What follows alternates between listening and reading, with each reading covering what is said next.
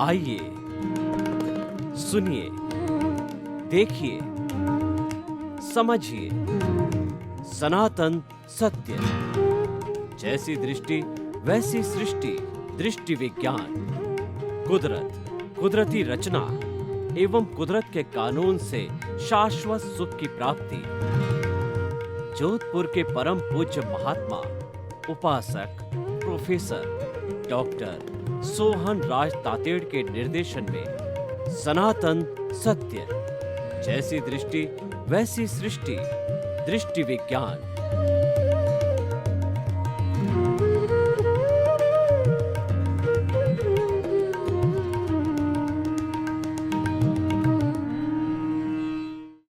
भाई और बहनों, मातृशक्ति को नमन। आज का हमारा बहुत सुंदर विषय है कि भविष्य के गर्भ में क्या छिपा हुआ है। देखिए, गर्भ जो होता है, पृथ्वी का गर्भ होता है, माँ का गर्भ होता है, मादा का गर्भ होता है। तो गर्भ में क्या छिपा हुआ है, वो आवृत है। वह जब तक अनावृत नहीं होता है, हमको मालूम नहीं है कि उसके अंदर क्या छिपा हुआ है। वह हिडन है।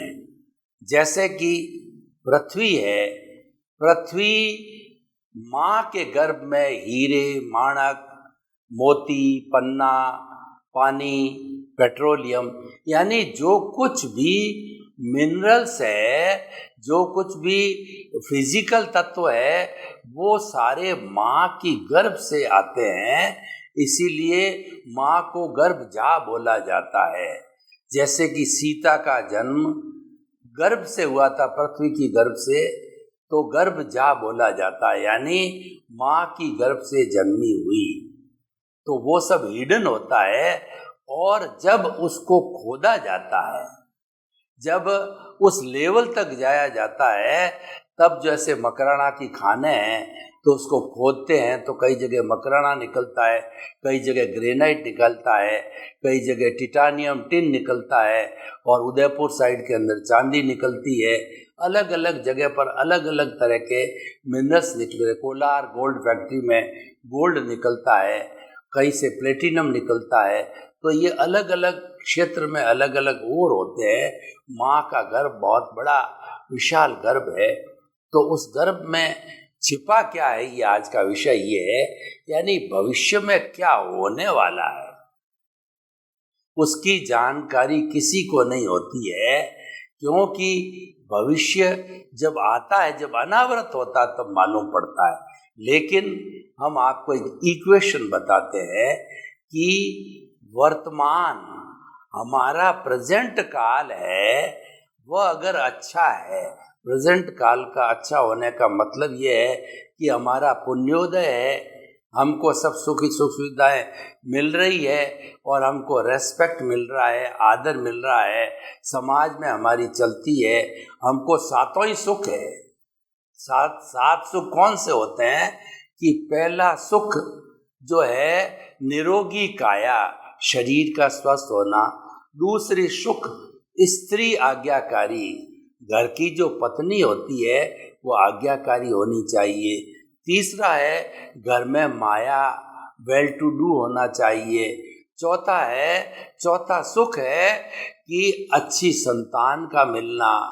पांचवा सुख है कि राज में वासो, यानी राजकीय कार्य के लिए हम जाएं, चाहे कलेक्टर हो, चाहे एमएलए, एमपी, कोई भी गवर्नमेंट हो, तो लॉजिकली हमारी बात सुने और हमको अच्छा व्यक्ति समझ के, एक विशिष्ट व्यक्ति समझ करके हमको तवज्जो दे, राज में वासो। और दूसरा जो है घर में वासो। घर में वासो का मतलब आपके जितने भी बेटे, पोते, बहुएं सब है, आपकी बात पर तवज्जो देते हैं, आपकी बात को रेस्पेक्ट करते हैं। और सातवां सुख है धर्म में वासो। आपका मन धर्म में लगना चाहिए, राम के स्मरण में लगना चाहिए, ईश्वर प्राणी ध्यान में लगना चाहिए, ईश्वर भक्ति में लगना चाहिए, भीतर विराजमान शुद्ध आत्मा भगवान उसका रियलाइजेशन करने में लगना चाहिए। तो हमारा वर्तमान में जिसको सातवां सुख प्राप्त है, इसका अर्थ यह कि उसके पुण्योदय है। तो ये मान करके चलिए कि ये वर्तमान में कहाँ से आया। ये वर्तमान जो आज है वो हमारा पिछले जो जन्म में जो हमने ध्वनि की थी उसकी प्रतिध्वनि है। ध्वनि की प्रतिध्वनि का अर्थ क्या होता है कि खुला कुआं है, उस कुएं के पास जाकर के आप बोलिए कि तुम एक अच्छे व्यक्ति हो, अंदर से आवाज आएगी कि तुम एक अच्छे व्यक्ति हो। आपने जो कहा ओम, तो भीतर से ओम की आवाज आएगी। और जो आपने ये बोला कि तुम एक खराब व्यक्ति हो, तो भीतर से आवाज आएगी तुम एक खराब व्यक्ति हो। यानी जो ध्वनि की जाती है उसको इको करके प्रतिध्वनि होती है कि whatever today we are there in the present is the effect of the what causes we have enjoyed in the past life. हमने पिछले जन्म में कैसे कैसे कॉजेज डाले थे, अच्छे बुरे, शुभ भाव अशुभ भाव डाले थे, उन सब जो है भावों का कहना चाहिए प्रतिफल है। उन सब भावों का जो हमका उदय और प्रारब्ध है वो हमारा वर्तमान है। तो वर्तमान कुछ भी नहीं है, ये भविष्य, ये भूतकाल की पुनरावृत्ति है, अच्छे या बुरे की। तो हम कह सकते हैं कि आज अगर वर्तमान हमारा अच्छा है, निश्चित ही हमारा भूतकाल अच्छा रहा होगा। और आज अगर हमारे पापोदय है, पापोदय का मतलब हमारे झुग्गी झोंपड़ी का जीवन है। झुग्गी झोंपड़ी आपने देखी होगी, बॉम्बे में बहुत सी जगह होती है, बड़े बड़े शहरों में होती है। वहाँ पे एक छोटे से मकान में बहुत से लोग रहते हैं, आपस में लड़ते हैं, 2 जून की रोटी बराबर नहीं मिलती है और उनके लेटने की जगह नहीं होती है, मच्छर खाते हैं। रात को जो है वो बारिश का सीजन होता है तो वो टपकता है, और सर्दी में ओढ़ने को पूरे कपड़े नहीं होते, पहनने को कपड़े नहीं होते, यानी सब दिक्कत ही दिक्कत होती है, नारकीय जीवन होता है। इसका मतलब पापोदय, पापोदय का अर्थ होता है घर में कलह। पुण्योदय में तो सातों ही सुख मिले थे, और पापोदय एक्सट्रीम हो तो वो सातों ही दुख मिल जाते हमको। तो इसका मतलब ये पापोदय की स्थिति, इसका अर्थ क्या हुआ कि आज प्रेजेंट में हमारे साथ वो घटित हो रहा है। तो निश्चित तौर में पूर्व जन्म में हमने किसी न किसी को कष्ट दिया है, तो उसकी पुनरावृत्ति आज हो रही है। वो इफेक्ट के रूप में आप हमको मिल रहे हैं, वो परिणाम के रूप में मिल रहे हैं। तो ये हमारा भाग्योदय, ये परिणाम है। लेकिन हम एक फंडामेंटल मिस्टेक कर जाते हैं कि ये तो मेरा पुरुषार्थ है, यानी ये सब कुछ मैंने किया। मैं खुद इंजीनियर बना, डॉक्टर बना, चार्टर्ड अकाउंटेंट बना, और जो है मैंने पैसे कमाए, मैं राष्ट्रपति बना, प्रधानमंत्री बना, मैं बड़ा नेता, मैंने घर बनाया, और ये सब कुछ मेरा ही किया। All creation is done by my self, यानी वो कर्ता बनता है।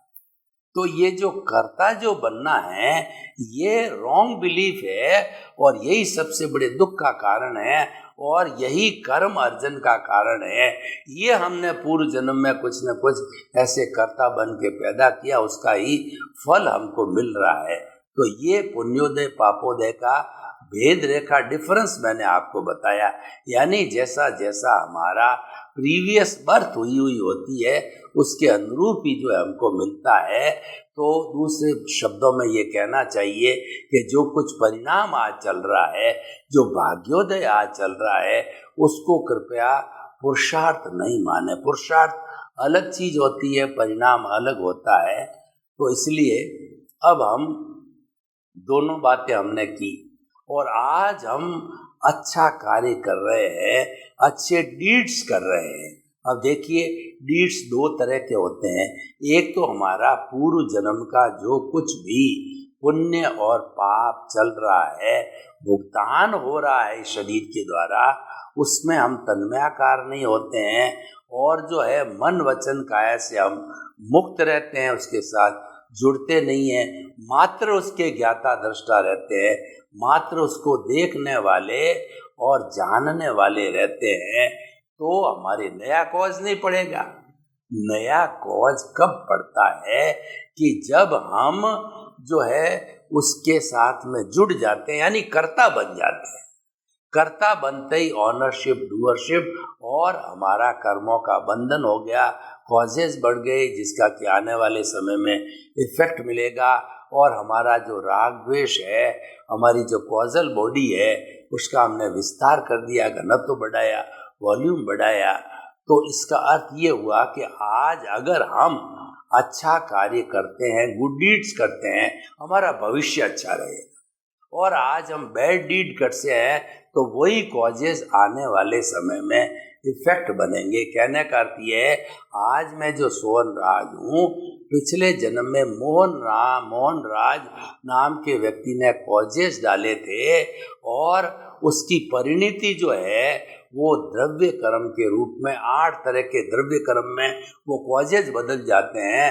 वो कहलाते हैं घाती अघाती कर्म, ज्ञानावरणीय, दर्शनावरणीय, मोहनीय, अंतराय, नाम, गोत्र और जो है वो वेदनी और आयुष्य। ये 8 तरह के जो है द्रव्य कर्म इस जन्म के अंदर मैं उदय और प्रारब्ध के अधीन भुगतता रहूँगा। अब ये सोहन राज जैसे जैसे नए कॉज डालता है या नहीं डालता है, अगर जो है भुगतान चल रहा है उसके साथ तन्मयाकार होता है तो कॉजेज बढ़ते हैं। तन्मयाकार का अर्थ होता है कि कर्ता बनना, और तन्मयाकार न होने का मतलब अकर्ता बनना। कुदरत तो यही कहती है कि कोई भी जो है सृष्टि में कर्ता नहीं है, कर्ता तो व्यवस्थित शक्ति है। कर्ता जो है वो हमारी कहना चाहिए साइंटिफिक सर्कमस्टेंशियल एविडेंसेज है, मात्र वही एक कर्ता है, दूसरा विश्व में कोई कर्ता नहीं है। पर मनुष्य अहंकार के वशीभूत होकर के स्वयं को कर्ता मान लेता है, तो कर्ता मान लिया, तन्मयाकार हो गया और कॉजेज पड़ गए। कॉजेज पड़ने के बाद में वो आपके कर्म का बंधन हो गया और वो आपको भविष्य में भुगतना पड़ेगा। तो हम ये कहना चाहते हैं कि इस जन्म के अंदर हम जैसे शुभ और अशुभ भाव करते हैं, जैसे कॉजेज डालते हैं और नहीं डालते हैं, वो शुद्ध भाव हो गया। तो वो डालने से जो हमारा भविष्य बनेगा वो सोहन राज नाम के पुतले से यशवंत राज बन गया। तो मोहन राज ने किया, सोहन राज ने भुगता, सोहन राज ने किया, यशवंत राज ने भुगता। अब ये तीनों के अंदर, भूत, भविष्य और वर्तमान के अंदर जो एविडेंस है, जिसकी प्रेजेंस से कार्य हुआ, वो हमारी वही आत्मा है जो तीनों समय में एक सी है और वो अनादि अनंत काल से एक सी चली आ रही है मूल स्वरूप में सारी आत्मा। और उसी से शक्ति प्राप्त करके प्रतिष्ठित आत्मा है वही कॉज डलवाती है, तब वो कॉजल बॉडी के कारण जो है वो चार्ज आत्मा हो जाती है, और जब वो भुगतती है तो वो डिस्चार्ज हो जाती है। तो चार्ज डिस्चार्ज वह करती रहती है, इसलिए कॉजल ये जो हमारी प्रतिष्ठित आत्मा चार्ज और डिस्चार्ज दोनों हैं। तो भाई और बहनों, आज का किया हुआ आने वाले भविष्य का जो है वो इफेक्ट बन जाएगा और वो भविष्य की गर्भ में छिपा हुआ है। तो आज मैं जानना चाहूँ कि मेरा भविष्य कैसा होगा, भविष्य की गर्भ में क्या छिपा हुआ है, तो आप ये टेस्ट करिए कि आप इस जन्म में कैसे कॉजेज डाल रहे हो। और इस पूरे जन्म के अंदर जो आप कॉजेज डालने का पूरा करेक्शन का सिस्टम है, कैसे सिस्टम ये कि मान लीजिए ये जो हमारा 90 वर्ष का जन्म, ये 3 घंटे की पूरा एक पेपर मान लीजिए, ये पूरा पेपर है और पेपर में जो हमारे क्वेश्चन पेपर है वो हमने हल कर दिए। हल करने के बाद में 2.5 घंटे यानी जो है हमने बीच बीच में उसको ठीक किया, वो भी करेक्शन हो गया।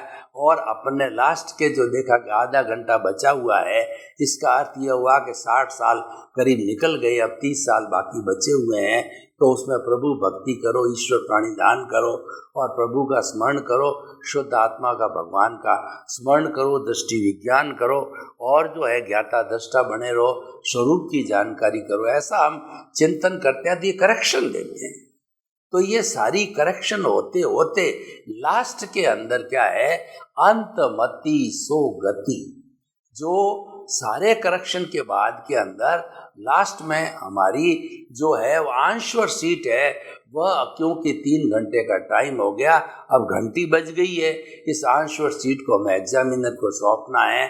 तो हमारा आयुष्य इधर संपन्न हुआ और उसके 2 मिनट पूर्व हमने वो आंसर शीट को जो एग्जामिनर को सौंप दी। तो आने वाले भविष्य के अंदर जो है वो हमको आंसर शीट के आधार पे हमको रिजल्ट मिलेगा। इसका अर्थ ये है कि इस जन्म के अंदर जो कुछ भी हमने किया है उसका जो है हमको फल आने वाले समय में मिलेगा भविष्य में। तो भविष्य की गर्भ में ये, और भविष्य की गर्भ को चेक करने के लिए प्रेजेंट में हम क्या कर रहे हैं, कितना करेक्शन दे रहे हैं।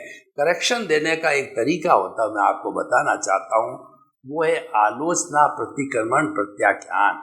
आलोचना का अर्थ है कि इस पूरे जीवन काल के अंदर, ये तो हमको पता ही है, जो पास्ट के जो है जीवन का हमको पता नहीं है, क्योंकि वो करने वाला दूसरा व्यक्ति था, फ्यूचर में करने वाला दूसरा हो जाएगा, पर प्रेजेंट में तो सब करने वाले हम वही है, और कराने वाला जो है हमारा परमात्मा है, वो भी सेम है। परमात्मा तो तीनों के अंदर भूत भविष्य वर्तमान में सेम है, लेकिन मान लीजिए इस जन्म में तो दोनों सेम है, तो तीनों कालों की समीक्षा में की जानी चाहिए। तो इसीलिए कि भविष्य के गर्भ के अंदर क्या छुपा हुआ है, तो वही छुपा हुआ है जो आपने वर्तमान के अंदर किया हुआ होता है। देखिए कि सूर्य की तेज रोशनी है और अचानक बादल आ गए, क्योंकि बरसात का समय मौसम बन गया, तो उन बादलों ने जो है सूर्य को ढक दिया और सूर्य का जो तेज प्रकाश था वो अंधकार में बदल गया। ऐसा लगने लग गया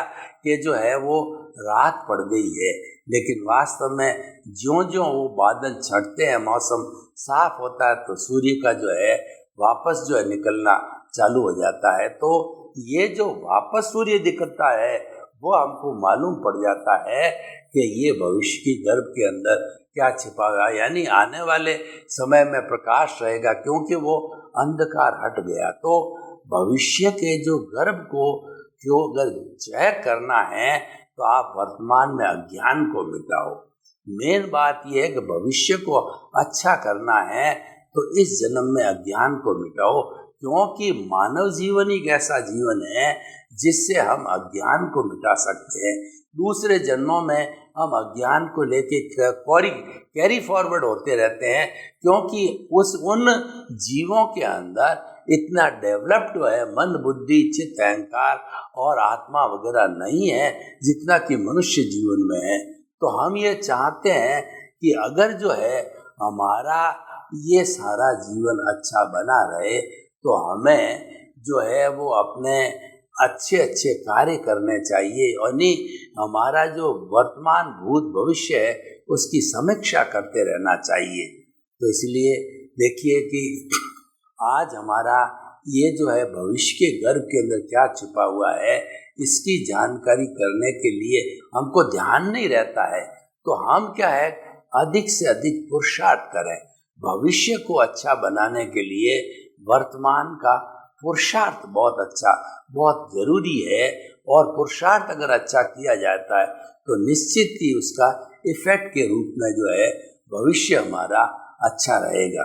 तो भाइयों बहनों, हम फिर पुनः इस विषय पर लौट के आते हैं कि भविष्य की गर्भ के अंदर क्या छिपा हुआ है। अगर हम इस एपिसोड को जो है ओपन टू दी ऑडियंस करते हैं, ऑडियंस की इसके अंदर क्या राय है, ऑडियंस के क्या प्रश्न है, क्या जिज्ञासा है, और क्या उसके कहना चाहिए सजेशन है, तो हम ये आपको बताना चाहेंगे कि जो व्यक्ति अगर ये चिंतन करता रहे कि मेरा भविष्य अच्छा बने, तो हम आपको बताना चाहेंगे वर्तमान को कभी भी खराब मत करो, क्योंकि वर्तमान अच्छा है तो ये बात तो पक्की है कि आपका भूतकाल अच्छा रहा जब वर्तमान अच्छा बना, परंतु आपका भविष्य भी अच्छा बने और भविष्य की गर्भ के अंदर क्या छिपा हुआ इसकी जानकारी आप पहले ही कर लो, तो आपका जो वर्तमान है किया गया एक्शन है वर्तमान में किया गया सेवा है, भावना है, वो आप अपने आप बता देगी कि भविष्य के अंदर क्या छिपा हुआ है। तो इसलिए भाई और बहनों, हम इसको 2-3 रूप के अंदर लें। तो पहला तो क्या है कि हमारे आध्यात्मिक जगत की दृष्टि से तो जो है हमारी आत्मा की शुद्धि होती रहे, ये हमको चेक करना है। और यही जो है हमको देखना है कि भविष्य में आने वाले समय के अंदर हम इस आत्मा को मुक्त करके और शाश्वत सुख को प्राप्त करें, हम जो है सनातन सत्य की नींव लगावें। ये तो आध्यात्मिक दृष्टिकोण हो गया। और भौतिक दृष्टिकोण में हम चाहते हैं कि हमारा भविष्य अच्छा हो। भविष्य अच्छा होने का मतलब ये है कि जो रोजगार हम कर रहे हैं वो रोजगार निरंतर चलता रहे। तो इस रोजगार को रोज का रोज आप जो है अटेंड करते रहो, संभालते रहो, देखते रहो, अच्छा बनाते रहो। और भविष्य का प्रारंभ कब से होता है? जब हमारा देहावसान हो जाता है, तब भविष्य प्रारंभ होता है। और उसके पहले तो हमारा वर्तमान चलता ही रहता है। और वर्तमान जो है वह भूतकाल का प्रतिबिंब होता है। तो हम भूत की भी बात नहीं करते, हम तो वर्तमान की बात करते हैं। तो वर्तमान, आप वर्तमान में रहिए और वर्तमान में सब एक्टिविटीज करते रहिए, लेकिन वर्तमान बिगड़े नहीं। क्योंकि हम चाहते हैं कि हमारे भविष्य को भी सुधारना चाहते हैं। तो वर्तमान को जो है हमें बिगाड़ना नहीं। वर्तमान को बिगड़ेगा कैसे वर्तमान हमारा? कि हम जो हमारे साथी वर्ग है, हमारा जो जिनके साथ हम काम करते हैं, परिवार के सदस्य, व्यवसाय के सदस्य, हमारे राजनीति के सदस्य है, उनके साथ हमारा व्यवहार कैसा है। अगर उनके साथ में हमारा व्यवहार जो है वो कमलवत है या जो है हमारा आत्मतुलावत है, तो वो लोग जो है हमारी निंदा नहीं करेंगे, वो लोग हमारे मित्र हो जाएंगे, वो लोग हमारे भक्त हो जाएंगे, वो लोग हमारे मानने वाले होंगे। तो कहने का अर्थ ये है कि हम अगर भविष्य में अच्छे बनते हैं तो निश्चित तौर पे जो हमारा वर्तमान में अच्छे बनते हैं तो निश्चित तौर से हमारा भविष्य में हम अच्छे बनेंगे ही। इसमें तो कोई दो बात होती नहीं है, क्योंकि वर्तमान से जो है हमारा भविष्य बनता है। तो भाई और बहनों, आप देखिए कि भविष्य की आवश्यकता क्यों पड़ती है। भविष्य की आवश्यकता इसीलिए पड़ती है कि वर्तमान का रिजल्ट क्या है। वर्तमान एक कॉज है, उसका इफेक्ट है वो फ्यूचर ही है। हमको हर चीज में ये चिंतन करना पड़ेगा कि मेरे इस एक्शन से मेरे परिवार पे क्या असर पड़ेगा। ये जो असर पड़ेगा ये भविष्य का विषय है। यानी परिवार का कोई भी सदस्य आज अपराध में जाता है, आप जेल में जाता है, तो इसका असर भविष्य पर भी पड़ेगा। भविष्य के ऊपर जो लोग ये पुनरावृत्ति करेंगे कि ये व्यक्ति के पिताजी जेल में गए हुए हैं, ये व्यक्ति जेल में गया हुआ है, ये व्यभिचारी रहा हुआ है, ये चोर रहा हुआ है, इस व्यक्ति का आचरण सही नहीं है, ये व्यक्ति जो है वह जो है वो कहना चाहिए कि दोस्ती के लायक नहीं है। ऐसी ऐसी चर्चाएं जो है वो हमारे जो है वो सामाजिक जीवन में लगेगी। तो इस कारण से जो है हमें भविष्य को अच्छा बनाने के लिए वर्तमान को अच्छा बनाने की पूरी कोशिश करनी चाहिए। हमको भविष्य को सुधारने के लिए कोशिश नहीं करनी है, हमारी सारी कंसंट्रेशन हमारे वर्तमान को सुधारने में की जाती है। वर्तमान सुधर गया तो निश्चित मान के चलिए कि आपका भविष्य सुधर जाएगा। और जो है भविष्य की गर्भ के अंदर अच्छा चित्रण जो है वो अंकित होता रहता है। जितना हम वर्तमान के अंदर काम करते हैं वो हमारा भविष्य की चित्रावली है, भविष्य की जो ड्राइंग बुक है उसमें अंकित होता रहता है।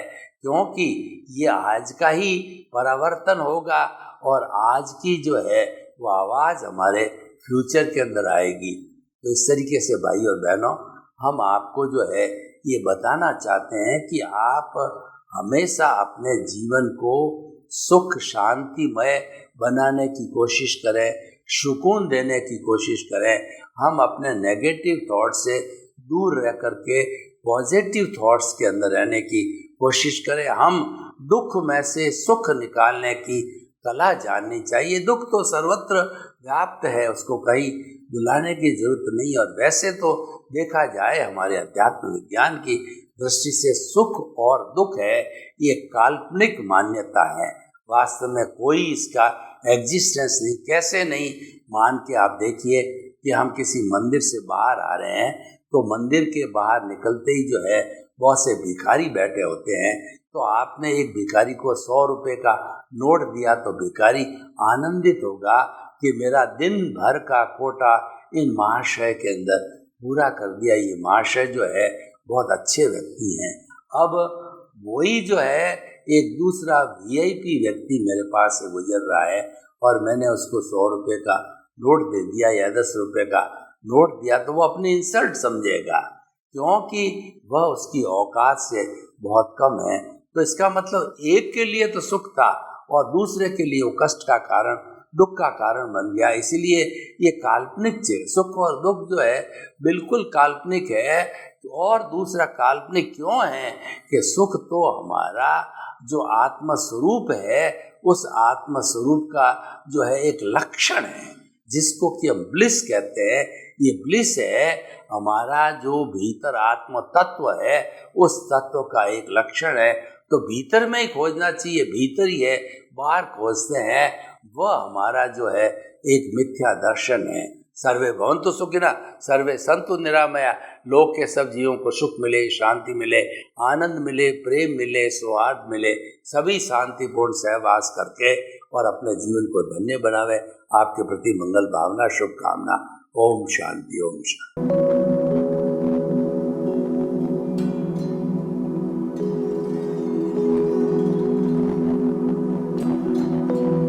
एक ऐसा अंतर्राष्ट्रीय ख्याति प्राप्त मानव जो गुरु प्रेरणा से पिछले 20 वर्षों से वानप्रस्थ जीवन जीते हुए 24 घंटे मानवता की सेवा में संलग्न है। एक ऐसा मानव जो अभी राष्ट्रीय, अंतर्राष्ट्रीय टीवी चैनलों पर 7,500 एपिसोड के माध्यम से सनातन सत्य, आत्मविज्ञान एवं पुनरुत्थान, व्यवहार एवं निश्चय जगत के जीवनोपयोगी विषयों पर हृदय स्पर्शी प्रवचन कर चुका है। उस मानव का नाम है महात्मा उपासक प्रोफेसर डॉक्टर सोहन राज तातेड़।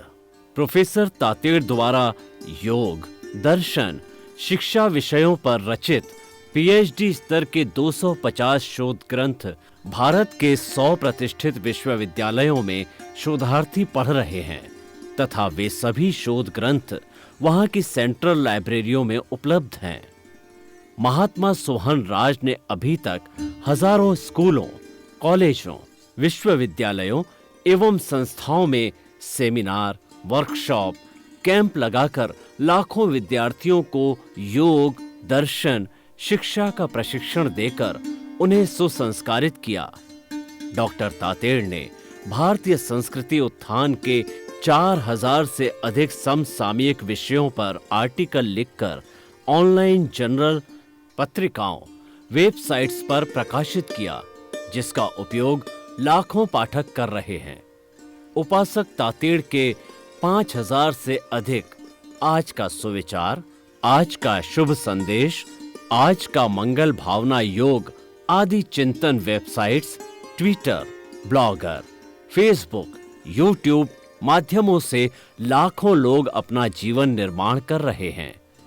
मानवता के मसीहा ऐसे महामानव महात्मा सोहन राज तातेड़ के प्रोफाइल को अभी तक विश्व के 20 लाख दर्शक यूट्यूब पर, 12 लाख गूगल पर एवं लाखों दर्शक फेसबुक, ब्लॉगर, ट्विटर और इंस्टाग्राम पर देख चुके हैं।